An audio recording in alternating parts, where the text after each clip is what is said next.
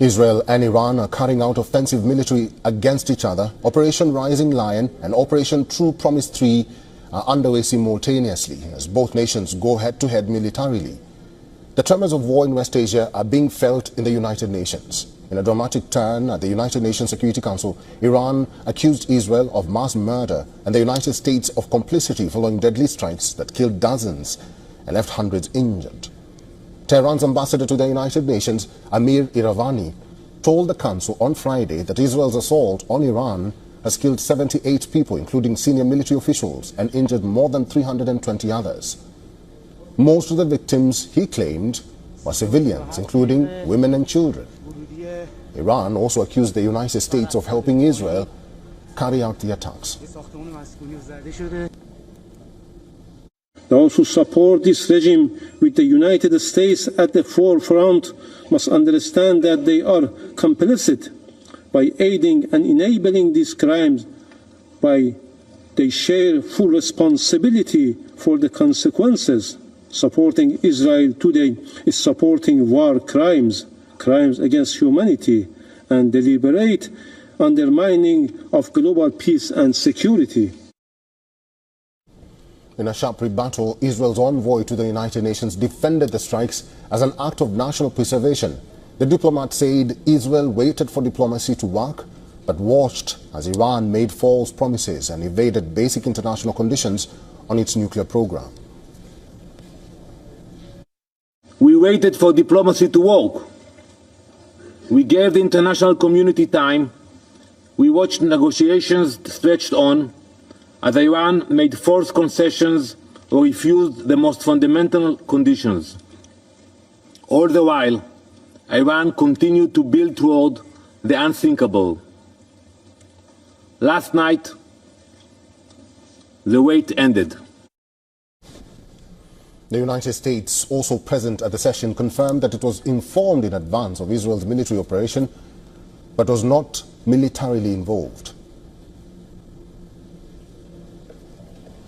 The United States was informed of the strikes ahead of time, but was not militarily involved in these strikes.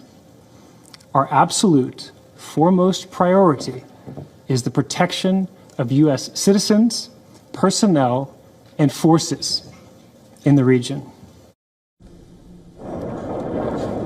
As tensions continue to mount, the world is urging both sides to de-escalate and choose the path of diplomacy. But with both Israel and Iran climbing escalation ladder, the fear of a new conflict is looming large over West Asia.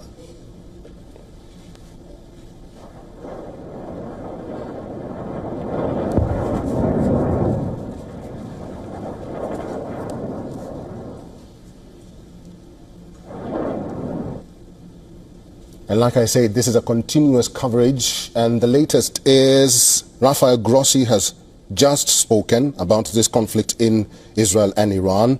He's the director of IAEA. He says that maximum restraint must be observed after Israel hit Iranian nuclear facilities. I will read part of his statement where he added that attacking nuclear facilities has serious implications for safety, security, and regional and international peace. And this is a statement from the IAEA Director General, Rafael Grossi, who's just issued a statement a few moments ago where he says and has called for maximum restraint after Israel hit Iranian nuclear facilities. His statement is, attacking nuclear facilities has serious implications for safety, security, and regional international peace. Earlier, we were joined by experts around the globe on the ongoing Israel-Iran conflict, listening to what they had to say. That the Arab world is watching very closely, Saudi Arabia in particular. The Arabs who are under Iran's aegis are watching because they need to see whether the strong horse is weakened. And the other Arab countries, such as those in the Gulf, who are members of who signed on the Abraham Accords, they are hoping for an Iranian defeat.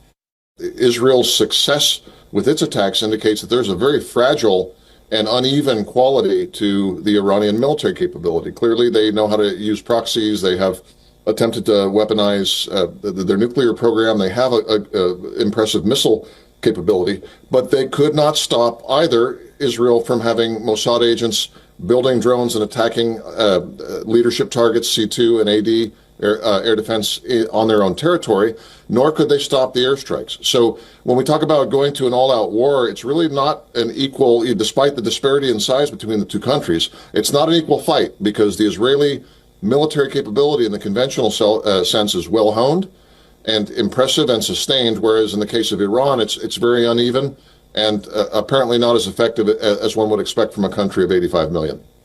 I'm a professional diplomat, so I think there's always room for diplomatic efforts. But it's the room is certainly narrowed. The Israeli actions have made it more difficult to find the space to undertake fruitful negotiations, and Iran is in a position where they feel that they have to do something in order to respond, and that's what is going on right now from the dramatic pictures that we are seeing. It's interesting to see that they apparently are targeting population centers, which they had not done in previous attacks against Israel. They tended to look at more military targets. If they're actually targeting population centers, and this is not just some missiles that have gone off course, that would be a significant escalation. The volume of missiles that Iran has fired at Israel are not on the same scale as Operation True Promise 1 and True Promise 2. It appears to be fewer missiles were involved. That would indicate to me that this wasn't really a planned operation, or that Iran has the capacity to keep this up on a regular basis. So just the lack of capacity and ability alone may limit Iran's escalatory reaction. At the same time, the other driver here is what Israel's ambitions truly are. Netanyahu said that these will last in waves over several days. I think that Iran hopes to deter Israel from doing that with this operation. But it remains to be seen if Iran can do this over